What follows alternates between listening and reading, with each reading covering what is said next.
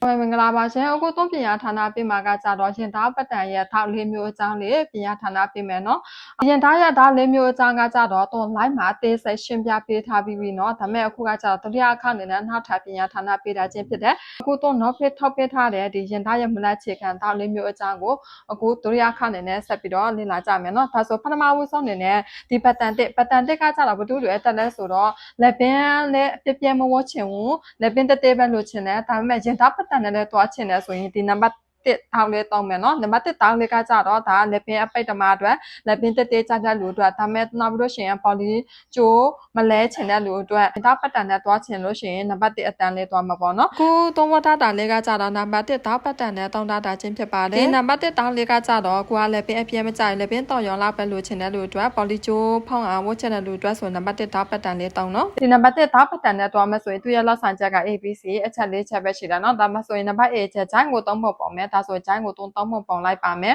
3ပုံပုံလို့ရှိရင်သူရဲ့အချက်နဲ့ဒါကိုတလမစားမယ်ကိုယ်သားကနေမြင်တဲ့ဆွဲပြီးလို့ရှိရင်ဘယ်လေးဆိုင်ညာလေးဆိုင်ဒါကိုတလမထိုးမယ်နော်ဒါဆိုရင်ဘယ်လေးဆိုင်ညာစဒါတလမထိုးလိုက်ပြီးဘယ်နှဆိုင်လေးဆွဲမှာပေါ့နော်နံပါတ် C ချက်နဲ့3ပို့လိုက်လို့ရှိရင်ရင်မဟာရအောင်ဆိုပြီးတော့ဒီနေရာလေးကို3လို့3စိတ်လေးစားပေးရမယ်နံပါတ် C ရဲ့လောက်ဆိုင်ချက်လေးပါနော်နံပါတ် D ကကြတော့ဒီပခုံးပြားလဲအမှတ်ကနေကိုဖတ်တာလည်းပင်ချင်အမှတ်ကနေဒီတောင်းနဲ့3လို့ဆက်လိုက်ရုံပဲဒါဆိုရင်နံပါတ်1အသားကိုထဲအတိုင်းလေးရတော့ပါပြီနံပါတ်2ကကြတော့ရင်သားပတ်တန်နဲ့တွားပြီးလည်းပင်အပြဲသမားအတွက်ပေါ့နော်လည်းပင်ပြဲကျတဲ့လူအတွက်ဆိုရင်နံပါတ်2ပတ်တန်လေးတောင်းမယ်အခုသုံးဝတ်တာလေးကကြတော့နံပါတ်2ဓာတ်ပတ်တန်နဲ့တောင်းတာချင်းဖြစ်ပါတယ်ဒီနံပါတ်2ဓာတ်ပတ်တန်ကကြတော့လည်းပင်အပြဲသမားဖြစ်တဲ့အတွက်ကြောင့်ပခုံးပြားလက်ကတတေးလေးပဲရှိနေတာလေးပါဒါကြောင့်မလို့3လို့ပေါ်လီကျို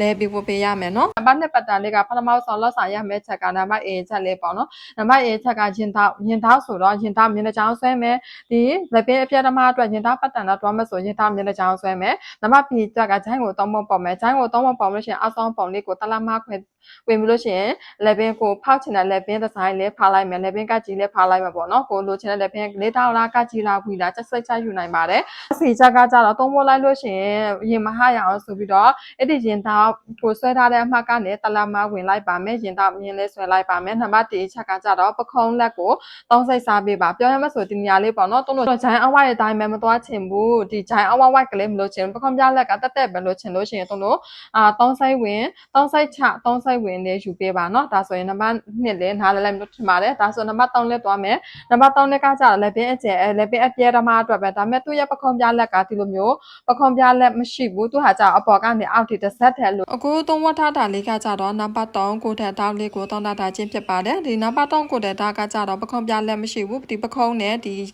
ကိုထဲတန်းပေါ့နော်တစ်ဆက်ထဲချုပ်သွားတာလေးပါအခုလိုတစ်ဆက်ထဲချင်လို့ရှိရင်ဒါဆိုဘလို့ဆွဲရမဆွဲကြည့်မယ်နံပါတ် A ချက်နဲ့ရင်သားမြင်တချောင်းဆွဲမယ်နံပါတ် A ချက်နဲ့ရင်သားမြင်တချောင်းဆွဲမယ်နံပါတ် B ချက်နဲ့ဂျိုင်းကို3ပုံပုံမယ်အဆောင်ပုံလေးကိုမြင်တချောင်းဆွဲမယ်နံပါတ် C ချက်နဲ့ရင်သားတလမထိုးမယ်ရင်သားတလမထိုးမယ်နံပါတ် D ချက်နဲ့ပခုံးပြားကကြတော့3စိတ်ဝင်3စိတ်ချတော့ဆောနာလိုမျိုးဒါပေမဲ့တို့လက်ပင်ကြချယ်မြင်ဆွဲတဲ့အခါမှာဆိုဆောနာကပါကွာလဲဆိုတော့လက်ပင်ကြချယ်မြင်ဆွဲတဲ့အခါမှာဆိုတို့ဒီနေရာလေးထိမဆွဲဘူးဒါမှဆိုရင်ဒီအပေါ်မှာတို့မဆွဲဘူးတို့ကဘာဖြစ်လဲဆိုတော့ဒီဘေးကတစ်ဆက်ထက်လို့ချင်တာဖြစ်တဲ့အတွက်ကြောင့်မလို့နံပါတ် B ချက်ပေါ့ဒီကနော်နံပါတ် B ချက်တို့လက်ပ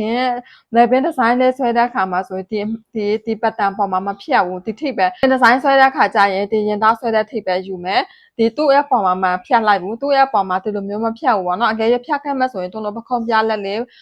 ပခုံးပြလက်လေးယူတဲ့အခါမှာဒီအပေါ်သူ့ရဲ့ပေါ်မှာဖြတ်မယ်အခုကကြတော့သူပခုံးပြလက်မယူချင်ဘူးတစ်ဆက်တည်းလိုချင်တာဖြစ်တဲ့အတွက်ကြောင့်မလို့လက်ပင်ဒီဇိုင်းဆွဲတဲ့အခါမှာဆိုရင်ဒီရင်သားထိပဲယူမယ်သူ့ပေါ်မှာတော့မဖြတ်လိုက်ရင်နော်ဒီကနံပါတ် P ချက်ပေါ့ဆောနာအတူတူပဲဒီကနံပါတ် P ချက်မှာတို့ဒ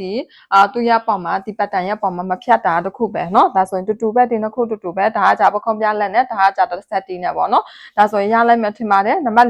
4ချက်ကကြတော့နှစ်ထပ်6ပုံဒီဇိုင်းများတောက်ယူနေတို့နှစ်ထပ်ပုံ6တော့မယ်ရင်သားပတ်တန်ကိုမှနှစ်ထပ်နဲ့တို့6ဝတ်ချင်တဲ့လူအတွက်ဆိုရင်ကိုတဲ့တောက်လေးပြောင်းမယ်နော်ဒီနံပါတ်1မှာလည်းဒီတောက်လေးထည့်လို့ရတယ်နံပါတ်2မှာလည်းဒီတောက်ထည့်လို့ရတယ်နံပါတ်3မှာလည်းဒီတောက်ထည့်လို့ရတယ်ပြောရမယ်ဆိုရင်တို့နှစ်ထပ်လိုချင်တဲ့ပုံစံတိုင်းကဒီတောက်နဲ့တွားပေးရမယ်နော်အခုသုံးဝတ်ထားတာလေးကကြတော့နံပါတ်4ကိုတဲ့တောက်ပတ်တန်နဲ့တောင်းတာလေးပါနံပါတ်4ကိုတဲ့တောက်ပတ်တန်ကကြတော့နှစ်ထပ်ပုံစံလေးပေါ့နော်ဒီအထဲခံတစ်ထပ်အပေါ်ပိုင်းတစ်ထပ်အ အပေါ်ပိုင်းတစ်ထပ်ကိုတို့တောက်ဖြောက်ထားတာလေးပါနော်ဒါဆိုဒီဓာတ်လေးကဒီကဓာတ်ကလေးပေါ့နော်ဒါလေးကဒီကဓာတ်လေးကိုပြန်အဓိကဓာတ်လေးကိုပြောတာချင်းဖြစ်တယ်ဒါဆိုရင်တို့နှစ်ထပ်ပုံ6နံပါတ်ဆိုဒီဓာတ်လေးတောက်မယ်ဒါဆိုရင်မြင်းတော်မြင်းလေးကိုတူယူရမယ်နော်ရင်အောက်မြင်းခါပတ်လည်မြင်းတင်ပတ်လည်မြင်းမြင်းတော်မြင်းကိုတို့အကွာဝေးလေးတူယူရမယ်နော်ဆိုဒီမြင်းတော်မြင်းမဆိုရင်ဆက်မြင်းခါပတ်လည်မြင်းဒီမှာဆိုတင်ပတ်လည်မြင်းအဲ့ဒီမြင်းတော်မြင်းကိုတောင်းညင်ကြီးလေးထည့်ပေးရမယ်ကိုရဲ့မူလအခြေခံဓာတ်ပေါ်မူတည်ပြီးထည့်တွားပေးရမှာပေါ့နော်ကိုရဲ့ဒီခါပတ်လည်မြင်းကဘလောက်ယူထားလဲပေါ့ကိုရဲ့ပတ်တန်အရာဘလောက်ယူထားလဲ